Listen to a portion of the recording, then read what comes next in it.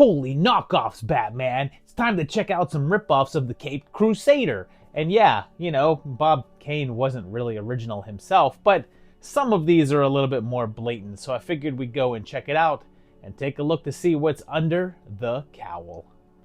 Number 7. This list begins back in 2012, and we're headed back into Brett Kelly territory as we look at Rise of the Black Bat. And yep, come on, with that title, you know it belongs here, especially when it was in the same year as The Dark Knight Rises. We begin with a couple of dudes, and they encounter this guy, and hey, this mask looks familiar. A voiceover says that he's Anthony Quinn, and he's a district attorney, and this is his other identity. It flashes back to tell us his origin story. The opening theme music is also a little familiar sounding.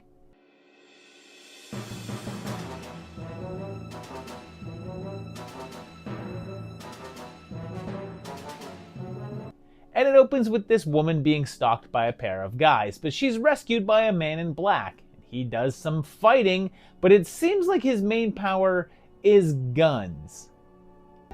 I did, after all, choose this persona in order to strike fear into the hearts of criminals. Oh yeah, I know another guy that did the same thing. The Black Bat just drives around in a regular car, which is pretty hilarious, and he thinks back to before he donned the mask. And I think it's weird that they started later in the story and then flashed back to give his origin, and now we're here, but he has to flash further back to get those details again? So he was a DA, and he called on some crime boss to take the stand in the case, but the guy retaliates, and he does this in an extremely long scene where Tony is in his place, brushing his teeth, and getting ready for bed, in a scene that eats up a solid 4 minutes of runtime before the action happens. So like just 4 minutes of him prepping for sleep. Turns out that the dude in his house is just trying to warn him though, and he turns out to be right, since a gunman shows up, and they trick him into thinking Tony's in the bed, and Kirby's there instead. And like, why did he have to do that? Just put some pillows in there. Did the guy really need to be there? But then the next day he's double-crossed, and stop me if you've heard this one before, while prosecuting a big mob boss, he has acid thrown into his face. But instead of scarring him and making him pick up a double-headed coin, it blinds him. Then a mysterious woman appears and says that Snate had killed her father and that she's wealthy and wants to help Tony get revenge, and helps him to get an experimental eye surgery. That works, but also has an unexpected side effect in that his eyes are sensitive to light and he can see in the dark, so he opts to use that to his advantage. The next step of the plan, which is absolutely vital, is to go and watch a bikini contest. And he watches the whole thing, and so do we. We then see him don the costume for the first time, and man, does it take him a long time to get it on. Like, for real, it's a solid 3 minutes of him gearing up.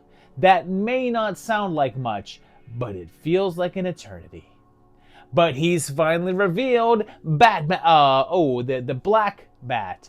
And okay, I've covered Brett Kelly superhero clone films before, and there was one called Avenging Force, The Scarab, and it featured the same bat cowl there, but on a different hero who was more Blue Beetle-like.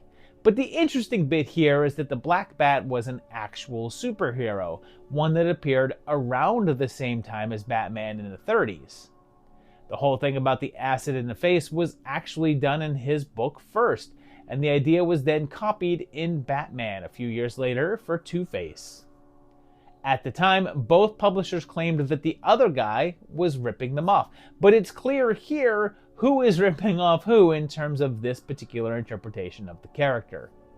It's fairly cheap and silly, but I'd be lying if I said I didn't think that it was goofy and enjoyable. Tell Oliver Snate that he better keep a nightlight on, because he's about to be afraid of the dark. Number 6. Let's go all the way back to 1966 for an insanely blatant one, because that was the year that the OG Batman movie came out, the one that was a spin-off of the TV show, but this is, James Batman. The opening music is basically identical, and when I say basically, what I mean is totally.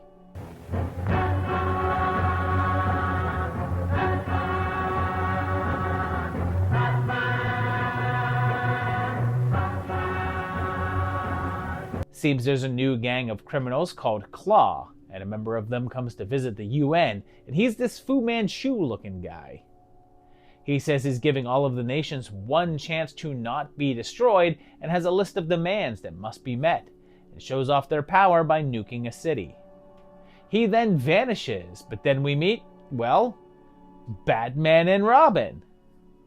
Batman is a well-known Filipino comedian named Dolphy, and their costumes are sorta close. Now, here's where it gets even sillier, because Batman gets called in and we hear some other familiar music because the movie's called James Batman, and we have our Batman, and now we have our James. James Bond.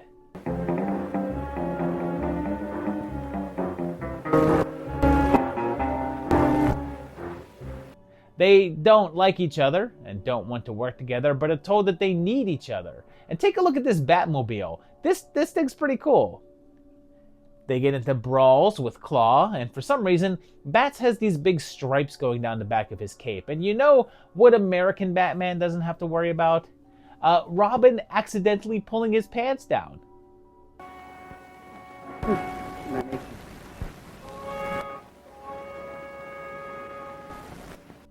Meanwhile, Bond has some issues of his own and has to face an assassin, and keep in mind, this is all clearly played for laughs. So then, the two heroes both try to take on Claw individually, trying to outdo the other one, but it'll take their combined efforts to save the day. So, Dolphy was well known for releasing spoof films, and he did a whole bunch of Bond-style knockoffs before this. I should point out that he's playing both roles here. He's both Batman and Bond, an effect helped by that cowl. It's missing the whole bam, pow, biff thing, which is kind of a bummer, but it's coming fairly close on the other aspects. Although, I will say that doing a parody of the old Batman TV show doesn't serve a lot of purpose considering how absurd that show was in itself. But that's not the only Filipino parody production, because there was also one from 1965 called Alias Batman at Robin, a full year before the actual Batman movie, but as the show was airing. And then, in 1991, there was a sort of remake of that called Alias Batman and Robin. That one's particularly weird because it's about two criminals deciding to dress up like Joker and Penguin from the comics to commit crime. So a couple of brothers decide to dress up as Batman and Robin to combat them. But even weirder, it's a musical.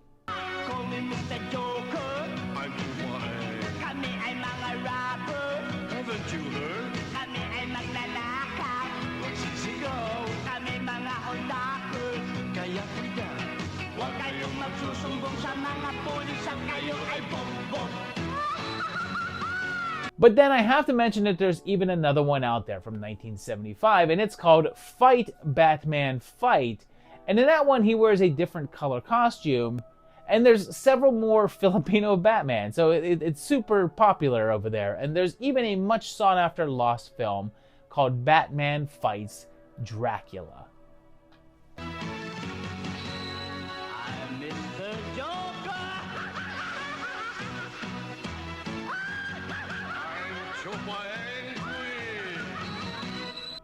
Number 5. We're sticking with that international flavor, and yeah, we're in the Philippines for 2015's Garuda Superhero. This was shortly before Batman vs. Superman came out, and it has this dude who has a superhero lair, complete with a very Batman-esque battle armor. A big spacecraft appears and starts destroying things, including what appears to be the Daily Planet, and then sends down a bunch of robot-style drones that make short work of our defenses. Thankfully, Garuda is here, and he lurks on rooftops and has wings. But he also appears rather strong and can vanish. He defeats their general, so they just take off and leave, and we flash back a while. And I guess there was a massive asteroid that struck the Earth and destroyed whole cities, and the world is still recuperating. There's more on the way though, so they're planning to send missiles and intercept them, and they're a big bunch of nukes. However, a group of superpowered villains called Derja King break in and steal the biggest one. Garuda's origin story involves a couple getting mugged, except they're rescued by a cop who is shot, and he was Garuda's dad. We then get his basic origin story, which is more of a Captain America super soldier serum thing than Batman, but he has a bat signal, or I guess Garuda signal. So this is said to have taken 10 years to make, and is also said to have been the first Indonesian film to be made using CGI. And there's a whole lot of it, and it is terrible. It was a big deal over there, and the man playing Derja King is Slamet Rahardo, who was a big deal actor and director. One of the villains is also Alexa Key, who was a popular pop star at the time. It's taken a bit of everything from all of the superhero films of the mid-2010s, since there's some Black Widow, and well, I don't know, I like everything. But that suit and style is clearly Batman-oriented, as he's rich, got fancy equipment and cars, and conveniently dead parents. The director is a guy named X Joe, and he was also a visual effects artist, but this was his first film. And it's not an easy film to look at. It's almost entirely green screened, and the ending battle scene is pretty comical with the effects, and it doesn't look like it really caught on since there were no follow-ups.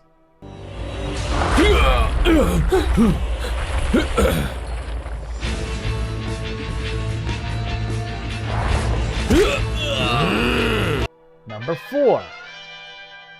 Let's go back into the past again, but not as far back this time, since we're in 1979 and still in international waters with Black Star and the Golden Bat.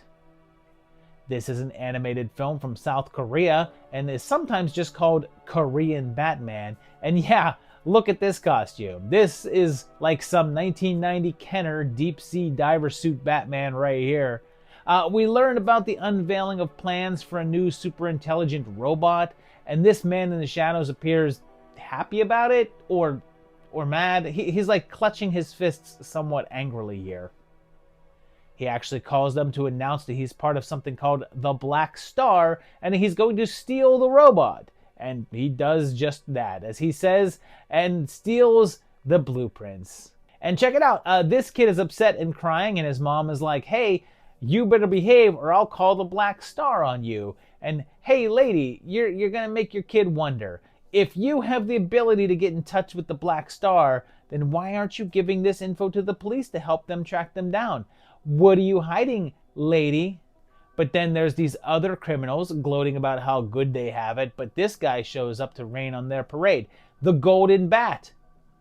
He beats them up, but afterwards strips them down to their underwear and leaves them there. And my man, that is one weird kink. Then, get this, there's this kid walking around meowing. And even this cat thinks it's weird and actually says so, like he speaks English. Qué gato tan raro. En mi vida había oído maullidos como esos.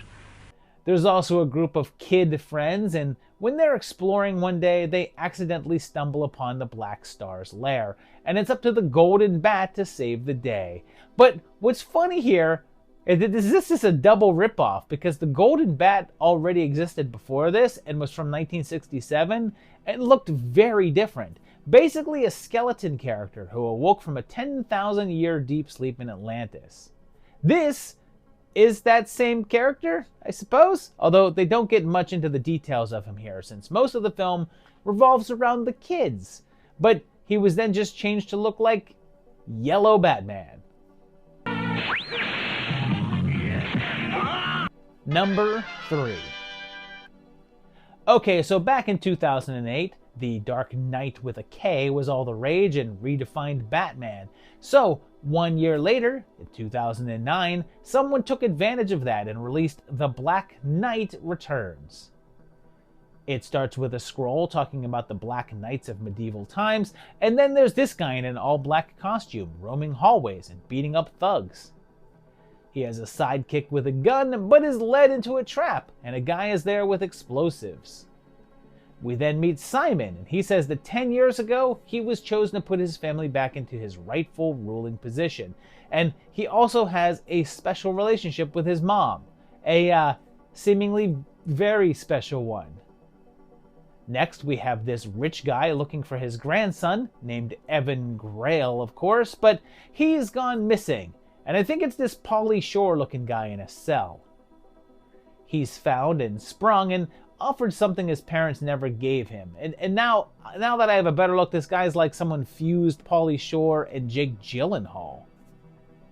He's looking to buy up an old warehouse, and it seems like all the members of the Grail family are born with a birthright and an obligation. But he's busy flirting with real estate reps. He's also haunted by dreams, and Gramps tells him that there's a group of vigilantes who patrol the city called the Black Knights, and they're all descendants of the original one, Sir Percy, and their family is a part of it. He starts training to be a member and gets introduced to his arsenal, and after a little while he suits up in the armor and then rides around on a motorcycle with a cape. And look, I don't ride cycles, but I feel like that would just get caught in the real wheel and make you crash, right? I will also point out that his man in the chair refers to him as BK. And why do I feel like they did that in order to get a fast food tie-in? So, yeah, definitely, they were going for a Batman vibe here, but the whole aspect of a name being passed through the generations is more the Phantom than Bats. But this foam core mask doesn't really look like any of them, but the little peaks on the side are closer to the bat ears than anything else. This one was by Juan Aviles, and it was his first film and seems to be his only one, although he's done some music videos and shorts. It says that the budget was 20 grand, and in the original script it said that Evan was meant to be a rich Bruce Wayne style billionaire, but the budget didn't allow it. They shot it all in 1 week, and according to IMDb it said that the ending fight is actually sort of mixed up and is the ending of the fight cut together with the beginning, which is why it seems a little scattered. But it's clear that they were trying to dip into the Dark Knight fervor from the time, although honestly it's a little on the dull side, but also honestly, it's not terrible or anything. It's alright.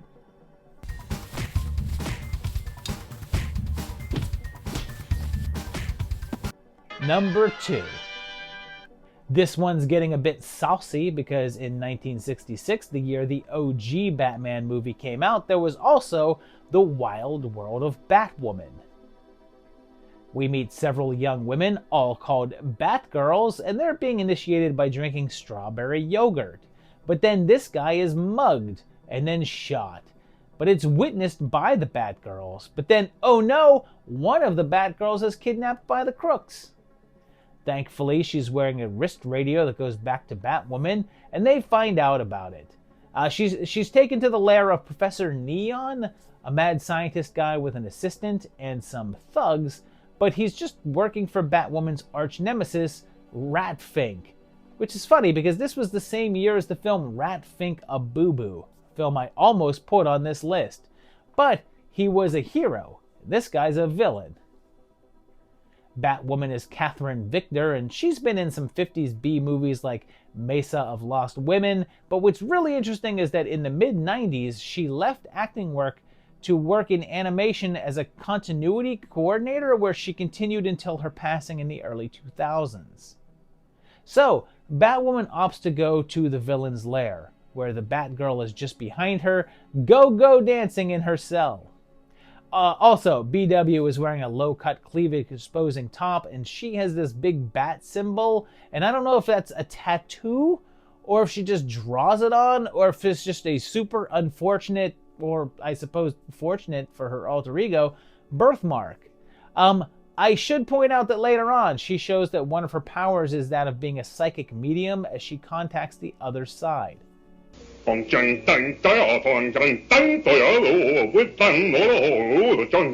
I'm afraid I'll have to ask you to repeat the message. It sounded like Chinese. No, it doesn't. But it becomes the goal of her and the squad to retrieve an invention of Nova's, a bomb built out of a hearing aid. So, this one is very fitting to be on here because it was by Jerry Warren, who both wrote and directed, as well as produced, and he claimed that he made this specifically because of the popularity of the Batman TV show. It was done on a really low budget and had an unusual way of casting the Batgirls, since the casting director just happened to be near a strip club, just happened to be nearby, when the police raided it and shut it down. While the girls were on the sidewalk outside, he approached them and offered them roles in the film. Now, there's some confusion as to what happened next, but it was released as The Wild World of Batwoman, and DC Comics sued for copyrights infringement. Some people say that Warren changed the name because he lost, but he actually won the suit. But a little while later, the Batman TV show had fallen out of favor and lost its popularity, so the director re-released the film and called it She Was a Hippie Vampire.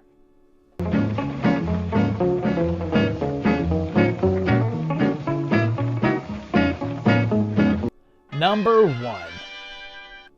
Alright, I wasn't gonna do this, but I'm going to, because it feels like it's important to mention, because in 2010, probably the best Batman ripoff was released with Batman XXX.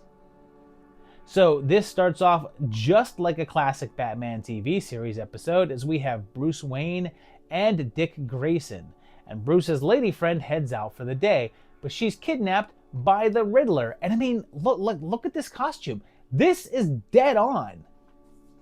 We also have Commissioner Gordon and Chief O'Hara, and they have to use the bat phone, and yeah, nearly every detail is exact here.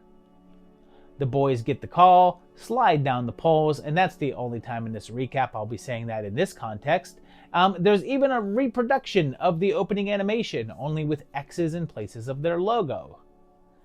Meanwhile, though, the Riddler is trying to ransom off Bruce's girlfriend, but she, well, we'll skip this part, but let's just say that she gets to the punchline of the Riddler. I also want to say that the actor with the fitting name Dale DeBone does a damn accurate version of Adam West's sporadic speaking tone. Precisely, Robin, which is why we now have an advantage. I say we play along, but cautiously. And they do the old climbing up on the side of a building gag. Oh, they also do the whole celebrity cameo popping out of the window thing, although here it's Ron Jeremy. And hey, literally half of the people in this shot are sex pests. Bats goes to a club, and does he do the Batusi? Of course he does the Batusi. After a side tryst in which his secret identity is maintained, because, yep, the cow stays on, it continues with crazy accuracy. We have Batgirl, and then there's my favorite bit, the Joker. And get this, they kept it on the money by having the actor have a mustache and not shave it off. And this is a guy who doesn't normally have a mustache. He just grew one for this gag. And oh yeah, get this, this is Randy Spears, and this guy has been in the industry since the late 80s. But he started in mainstream films, and he was even in Critters 2 as the bounty hunter Ugg when he's in his nothing face mode. But yeah, he does have a sex scene, and yes, he stays in character. A little later on, we get a version of Catwoman as well, but no Penguin. And this was put together by a man named Axel Braun, and he was a fan of the classic show. And it's clear that he was a fan since there's a number of callbacks. And even the new jokes and such maintain the flavor. Due to the parody nature, it didn't get flagged for a lawsuit or anything, although I'm surprised that DC didn't at least try, but maybe they just saw how close it got everything and were impressed enough to not want to. It was insanely successful and got a whole lot of attention, which made Vivid, the production company, then allow Braun to create an entire line of superhero parody films. If you're not a fan of adult content, they even made an edited down version of all the non-adult scenes, and it's somewhat close to the length of a standard Batman show episode. It does bug me that there's a few moments where they slip curse words in there that the classic characters wouldn't have used, which doesn't jibe with the rest of it, but it's actually really solidly entertaining and quite a lot of fun, even if you're just interested in the non-sex scenes. How is a squabble like a bargain? Very well. It's because it takes two to make it. So there you have it, a whole bunch, it's more than 7 actually, because that one entry had like 4 different movies talked about in it, but a whole bunch of Batman clones and ripoffs. So clearly this is a character that called for a lot of imitators and different sort of things just riffing on it. But let me know which of these was your favorite. Let me know other Batman clones that you know of down below in the comments. I want to hear that as well. Tell me what you thought about this episode. I always like to hear that. If you did like the episode, please consider hitting that like button to let me know that you liked it. Also, subscribe to the channel and hit the bell to get notified when new videos go up. And also, check out my Patreon page at patreon.com/movietimelines, where you can help support this channel and help me keep on buying Batarangs. But yeah, that's about it this time. We'll see you very shortly on the same bat time, same bat channel.